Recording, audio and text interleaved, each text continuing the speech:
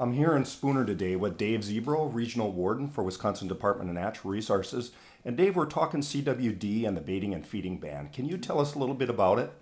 Yeah, thanks for coming, John. Thanks for giving me the opportunity to educate our users and let people know what's going on out there in northwest Wisconsin.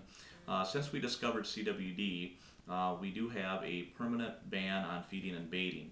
That ban includes Burnett, Barron, Washburn, and Polk counties. So if you're going to be hunting deer, you cannot be using any corn, can't be using any salt licks, can't be using any artificial placement of materials that will bring deer to your location.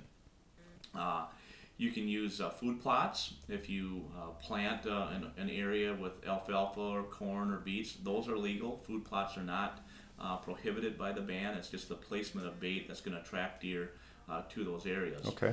And the reason we're doing that is through research, we know that the nose-to-nose contact with deer is a way to transmit many diseases, not only CWD. So it's a tool that we're using to try to minimize and slow down the spread of CWD and other diseases in this four-county area. Okay.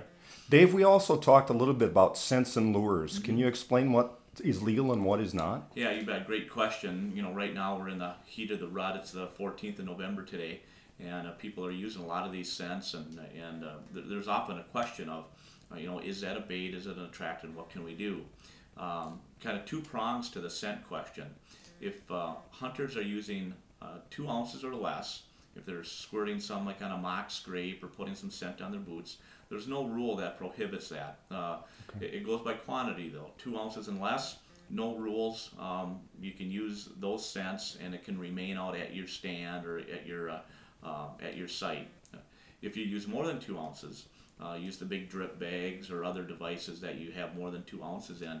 It has to be outside of an area where a deer can reach it, and those have to be removed at the end of each day. So if you have some of those bags that hold 4 or 6 ounces of scent, you can use those, put those so they're not accessible to deer. Those have to be removed. If you want to put some stuff on your boots or have your little cotton swabs out there with doe and heat or buck and rut scent, you can squirt that on there. As long as it's under 2 ounces, you're fine, and you can continue to use that.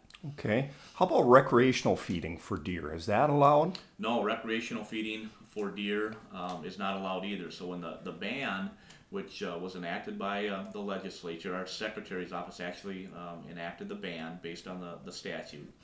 It's a permanent ban, so as far as the ban goes, it's going for the future. In these 4 counties. In these 4 counties, and that includes not only baiting, which we talked about, but also recreational feeding. People that want to put some corn out or some attractant to have deer come to their picture window and they watch them. That's also unfortunately prohibited. You can't do that. And then sometimes there's a question of, well, what about bird feeders? And you know, I like to feed and watch the squirrels. You can do that. Bird feeders are allowed.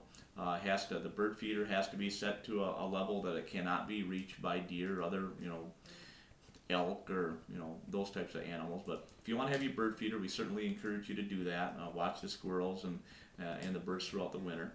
It's actually very good for the birds to help them get through the winter. But if it gets to a point where it's too low and deer can get accessible to that, they can use that, then we would probably come out and just ask you to raise up the bird feeder. Maybe if you have a bunch of stuff on the ground where deer are coming in eating that, we'd ask you to clean that up. So bird feeders and those types of recreational feeding for those types of animals is allowed. Just has to be out of reach of the white-tailed deer. Okay, thanks, Dave. Thanks a lot.